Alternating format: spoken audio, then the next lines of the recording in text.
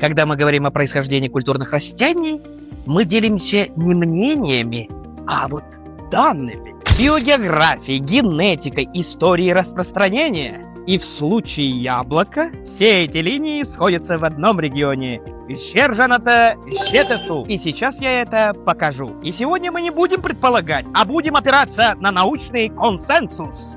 Друзья мои, мы находимся в Сарканском районе, село Тополевка, в Жонгар-Алтауском заповеднике.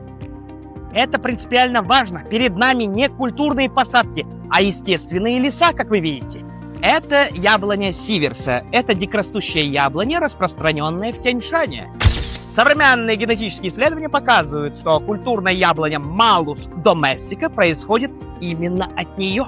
Чтобы не было ощущения локального патриотизма, используем классическую модель науки, а именно концепцию центра происхождения Николая Вавилова, который, в свою очередь, включает 4 критерия. Максимальное генетическое разнообразие, наличие диких предков, устойчивые экосистемы и длительная эволюция. И теперь внимание! Регион Жетесу соответствует всем 4. Генетика – самый сильный аргумент. Первый факт. ДНК культурной яблони совпадает с популяциями Тяньшаня. Второй факт. Максимальное разнообразие генов именно здесь. И третий факт. Европейские виды участвовали позже. Это означает, что Жетесу – это не просто место произрастания, а генетический источник.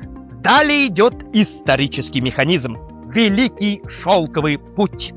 Перенос семян, гибридизация, распространение, и яблоко выходит за пределы региона. Если быть точным, дорогие друзья, планета Земля, запомните!